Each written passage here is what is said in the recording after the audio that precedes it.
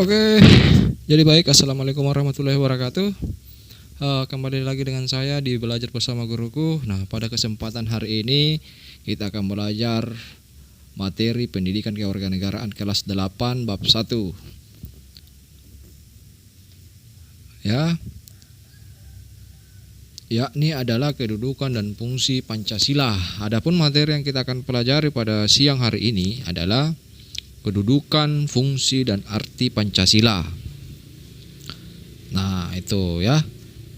Nah, anak-anakku sekalian, tujuan pembelajaran kita hari ini adalah bagaimana kita mampu mensyukuri kedudukan, fungsi, dan arti penting Pancasila. Yang kedua, menghargai arti penting Pancasila sebagai dasar negara dan pandangan hidup. Kemudian, mengetahui dan mengamalkan nilai-nilai Pancasila sebagai dasar negara dan pandangan hidup. Selanjutnya, mengetahui dan melakukan berbagai perilaku yang sesuai nilai-nilai Pancasila dalam berbagai aspek kehidupan.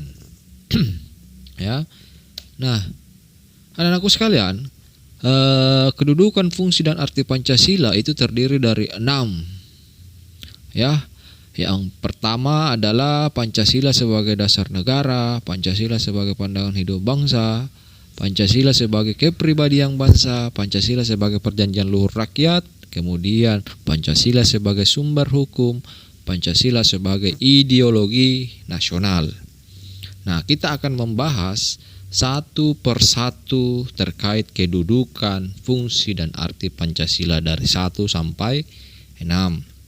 Nah, kita tahu bahwa Pancasila sebagai dasar negara, ya, dalam Kamus Besar Bahasa Indonesia, kata dasar ini bisa diartikan sebagai alas atau pondasi atau pokok atau pangkal suatu pendapat atau suatu ajaran. Nah, jika dihubungkan dengan negara, kata dasar ini dipahami sebagai pedoman dalam pengaturan kehidupan penyelenggaraan ketatanegaraan yang mencakup berbagai bidang kehidupan. Nah, dengan demikian, dasar negara menjadi landasan hidup bernegara harus dimiliki tiap negara. Karena tanpa dasar negara, suatu negara tidak akan memiliki arah dan tujuan yang jelas. Nah, kita tahu bahwa para pendiri Indonesia telah menyadari pentingnya suatu dasar negara, ya.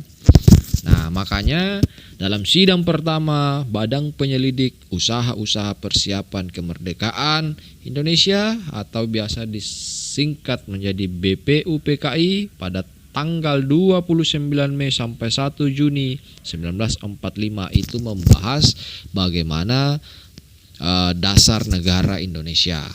Nah, adapun istilah atau beberapa tokoh yang memberikan pendapat tentang dasar negara seperti Muhammad Yamin, ya, Soepomo, dan Insinyur Soekarno pada saat itu. Nah, di akhir sidang BPUPKI pada tanggal 1 Juni 1945, Insinyur Soekarno pertama kalinya secara resmi menyebut 5 dasar negara yang dikemukakannya sebagai Pancasila. Nah, makanya sejak saat itu kita mengenal istilah Pancasila. Nah, istilah Pancasila dalam kehidupan kenegaraan dikenal oleh pertama kali Insinyur Soekarno, ya, dalam sidang Badan Penyelidik Usaha-usaha Persiapan Kemerdekaan Indonesia tanggal 1. Nah, jadi hari lahirnya Pancasila itu dinobatkan pada tanggal 1 Juni 1945. Nah, kemudian menurut Insinyur Soekarno, Pancasila adalah isi jiwa bangsa Indonesia yang turun-temurun sekian abad lamanya terpendam bisu oleh kebudayaan barat. Dengan demikian, Pancasila tidak saja falsafah negara tetapi lebih luas lagi, yaitu falsafah bangsa Indonesia. Ya.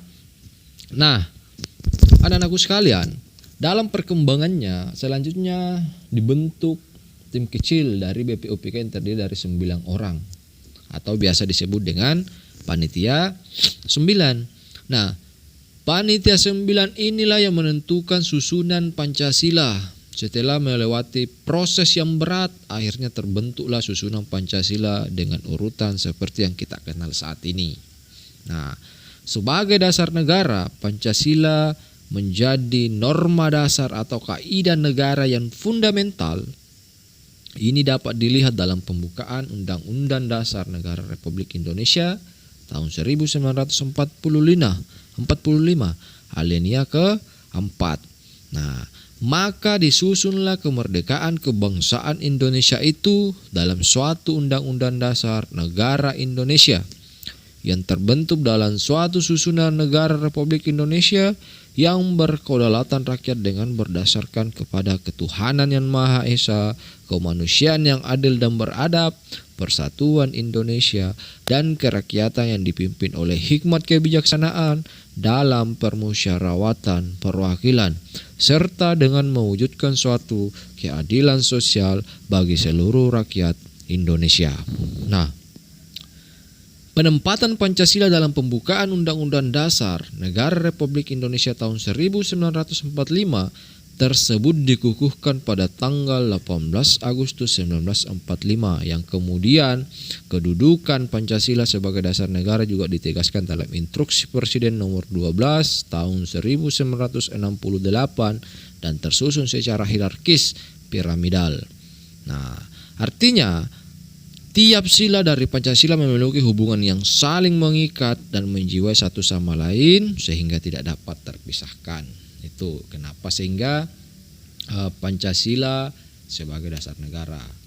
Nah, kita tahu Pancasila ini juga menjadi norma dasar atau kaidah negara yang fundamental. Ini sudah kita bahas tadi ya. Nah, yang kedua, Pancasila sebagai pandangan hidup bangsa. Nah, pandangan hidup merupakan cara pandang atau pedoman dan harapan bagi seorang untuk memandang diri sendiri dan menentukan hidupnya.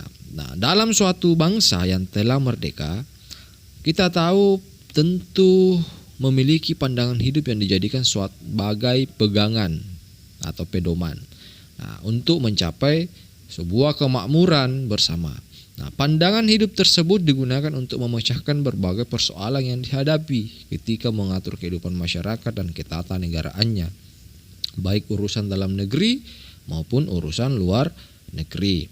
Nah, dalam pandangan hidup suatu bangsa terkandung konsep dasar dari kehidupan yang dicita-citakan dengan demikian.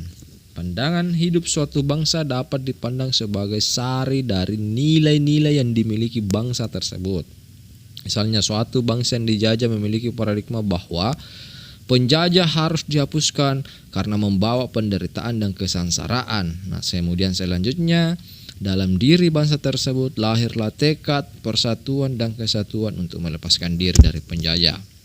Nah, bangsa Indonesia lahir dari perjuangan panjang mulai dari zaman kerajaan, penjajahan kolonial hingga perjuangan kemerdekaan dalam sejarah perjuangan bangsa Indonesia. Pancasila lahir dan mengakar dalam kepribadian bangsa. Dengan demikian, Pancasila sebagai pandangan hidup bangsa ini mengandung makna bahwa segala aktivitas sehari-hari bangsa Indonesia harus sesuai dengan nilai-nilai yang terkandung di dalam Pancasila. Itu ya. Nah, makanya kenapa sehingga kemudian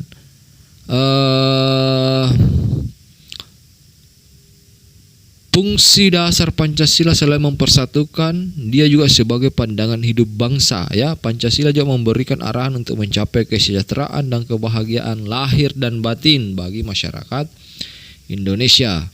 Nah, adapun fungsi ya Pancasila seperti ya, Pancasila ini dijadikan sebagai alat dalam upaya mengatasi konflik atau ketegangan sosial ya.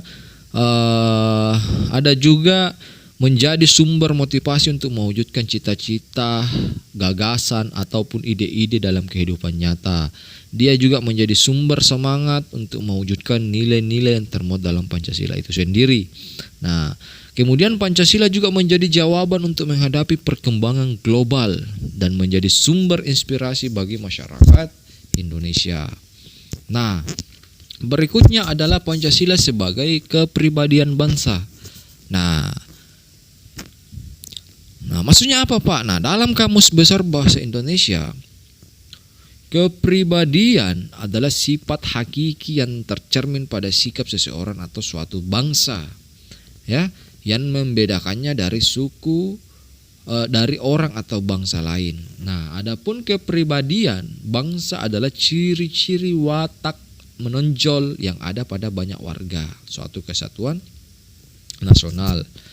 Nah, kepribadian nasional, ya. Dengan demikian kepribadian bangsa inilah yang sangat unik, khusus dan berbeda dengan kepribadian bangsa-bangsa lain. Nah, kepribadian Indonesia merupakan refleksi dari perubahan dan perkembangan bangsa Indonesia dari masa ke masa. Nah, sejatinya perubahan yang dialami bangsa Indonesia itu dipengaruhi segala hal yang terjadi di dalam masyarakat, termasuk adat, budaya, serta lingkungan itu sendiri. Nah, kita tahu bahwa Pancasila sebagai kepribadian bangsa memberikan corak dan ciri khas bagi Indonesia dan menjadi pembeda dengan bangsa lain. Nah, misalnya kita di Indonesia, gotong royong diyakini oleh Bapak Insinyur Soekarno sebagai hal yang harus ada menyemangati bangsa Indonesia. Ya, kemudian diimplementasikan dalam tindakan gotong royong terdapat nilai kekeluargaan dan bekerja sama yang khas serta menunjuk kepada kepribadian bangsa Indonesia. Nah, yang keempat adalah Pancasila sebagai perjanjian luhur rakyat. Nah, istilah Pancasila sebagai perjanjian luhur bangsa Indonesia muncul dalam pidato ketatanegaraan Presiden Soekarno di depan sidang Dewan Perwakilan Rakyat Daerah Gotong Royong. Itu pada tanggal 16 Agustus 1967. Nah, perjanjian luhur rakyat Indonesia dipandang sebagai suatu perjanjian yang disepakati bersama oleh seluruh rakyat Indonesia dan harus diamalkan serta dilestarikan. Nah, adapun Pancasila, ya, dipandang sebagai perjanjian luhur bangsa Indonesia. Ini merupakan suatu kesepakatan bersama para wakil-wakil bangsa Indonesia dalam sidang BPUPKI dan PPKI setelah melewati perdebatan panjang. Nah, maka perlu kita tanamkan di dalam diri bahwa Pancasila adalah bagian yang tidak terpisahkan dari yang namanya suatu kesepakatan bersama atau perjanjian luhur rakyat. Nah, adapun yang kelima adalah Pancasila sebagai sumber dari segala sumber hukum. Nah, maksudnya apa? Nah, sumber hukum adalah sumber yang dijadikan bahan dalam menyusun suatu peraturan perundang-undangan, baik itu tertulis maupun tidak tertulis. Nah, Pancasila dijadikan sumber dari segala aturan hukum atau perundang-undangan yang berlaku. Oleh karena itu, semua hukum atau peraturan yang berlaku harus bersumber dari Pancasila. Nah, kedudukan Pancasila sebagai sumber hukum terdapat dalam pasal nomor 2 pasal 2 Undang-Undang nomor 12 tahun 2011 tentang pembentukan peraturan perundang-undangan yang berbunyi Pancasila merupakan sumber dari segala sumber hukum negara. Ya, jadi di dalam pasal 2 nomor 12 tahun 2011 itu tentang pembentukan peraturan perundang-undangan yang berbunyi, ya, Pancasila merupakan sumber segala sumber hukum negara. Nah, jadi apapun hukum yang ada di dalam negara kita sumbernya adalah Pancasila. Nah, makanya sebagai sumber segala aturan hukum, Pancasila merupakan dasar untuk mengatur peraturan perundang-undangan yang dijabarkan dari nilai-nilai Pancasila. Nah, makanya semua hukum atau peraturan yang berlaku di Indonesia harus bersumber dari Pancasila. Seperti itu, ya. Nah, dan yang terakhir adalah Pancasila sebagai ideologi nasional. Nah, dalam Kamus Besar Bahasa Indonesia, ideologi itu berarti cara berpikir seseorang atau suatu golongan. Ya. Nah, kita tahu bahwa Pancasila adalah ideologi bangsa. Sehingga dipandang sebagai suatu hasil perenungan atau pemikiran bangsa Indonesia yang diambil dari nilai-nilai adat istiadat yang terdapat dalam pandangan hidup masyarakat Indonesia. Oleh karena itu, Pancasila dikatakan sebagai ideologi nasional, merupakan sistem nilai yang ideal yang dicita-citakan dan diyakini kebenarannya untuk diwujudkan dalam kehidupan bermasyarakat, berbangsa, dan bernegara. Nah, makanya kedudukan, fungsi, dan arti Pancasila terdiri dari 6 ya. Pancasila sebagai dasar negara, Pancasila sebagai pandangan hidup bangsa, kemudian Pancasila sebagai kepribadian bangsa, Pancasila sebagai perjanjian luhur, Pancasila sebagai sumber dari segala sumber hukum, dan tentara adalah Pancasila sebagai pandangan ideologi nasional. Nah, seperti itu. Jadi apa yang kita bahas pada siang hari ini semoga bermanfaat dan bisa kalian pelajari pada bab 1 pada kelas 8. Jadi itu saja yang bisa saya sampaikan. Semoga apa yang saya sampaikan itu bisa bermanfaat untuk anak-anakku sekalian. Kemudian jika ada pertanyaan silakan ditulis di kolom komentar. Semoga kita bisa berdiskusi dengan baik. Nah, jadi sebelum saya mengakhiri video kita pada hari ini, saya ucapkan jangan lupa